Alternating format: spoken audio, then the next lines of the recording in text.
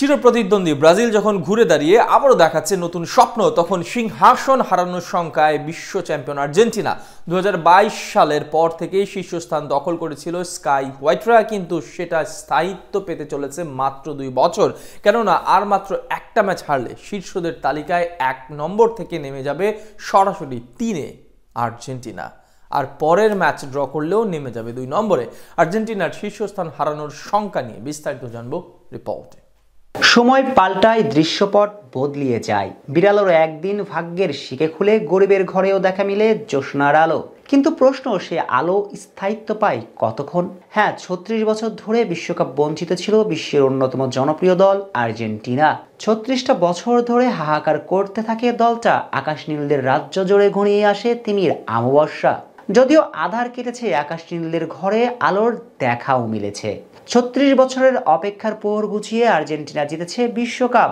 শুধু তাই নয়, শেষ ২ বছরের ফিফা র্যাঙ্কিং এর শীর্ষস্থানও অটুট রেখেছিল তারা। তবে এবার তাদের মধুচন্দ্রিমার সময়টা ফুরিয়ে যাচ্ছে। র্যাঙ্কিং এর শীর্ষস্থান খোয়াতে চলেছে ৩বারের বিশ্ব চ্যাম্পিয়নরা। কারণ সময়টা যে মেসিদের একেবারে চলছে মন্দা। কোপা আমেরিকার পর ৫ ম্যাচে জয় পেয়েছে মাত্র ২টিতে, আর তাতেই কপালে দুশ্চিন্তার ভাঁজ লিওনেল স্ক্যালোনির দলের।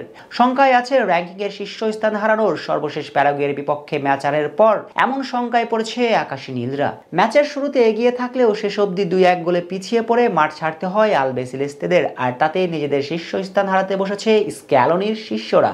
২৩ স্পোর্ট জানাচ্ছে, প্যারাগুয়ের কাছে হারের পর হিসেব অনুযায়ী এই মুহূর্তে র্যাঙ্কিং এর শীর্ষ থাকা আর্জেন্টিনার রেটিং পয়েন্ট ১৮৬২.৩৬। নেশনস লিগে ইতালিকে হারানো ফ্রান্স ২ নম্বরে, অন্যদিকে তাদের রেটিং পয়েন্ট ১৮৫৯.৭৯।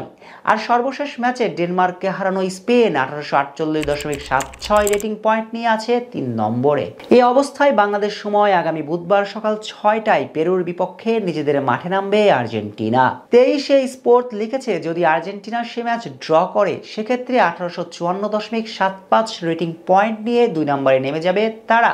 ফ্রান্সের আপাতত ম্যাচ নেই, আর যদি পেরুর কাছে হেরে যায় আর্জেন্টিনা সেক্ষেত্রে ওদিকে স্পেন তাদের ম্যাচে সুইজারল্যান্ডকে হারালে আর্জেন্টিনা নেমে যাবে ৩-এ। তখন আর্জেন্টিনার রেটিং পয়েন্ট হবে ১৮৪২.২৫।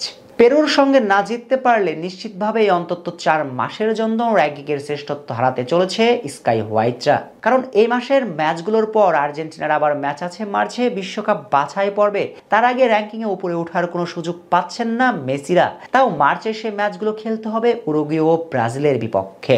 প্রসঙ্গত, ফিফা র্যাঙ্কিংয়ে নির্ধারণের ক্ষেত্রে ফল, ম্যাচের গুরুত্ব, প্রতিপক্ষ র্যাঙ্কিং এসব বিবেচনায় নেওয়া হয়। সাম্প্রতিককালে ফলগুলো বেশি গুরুত্ব পায়, কারণ ভারযুক্ত গড় নির্ধারণ এই প্রক্রিয়ার সর্বশেষ ৪ বছরের ম্যাচগুলোর ফলকে ক্রম অনুযায়ী গুরুত্ব দেওয়া হয়। তাই সাম্প্রতিককালের ম্যাচগুলোই বেশি গুরুত্ব পাবে, পুরনো ম্যাচগুলো কম।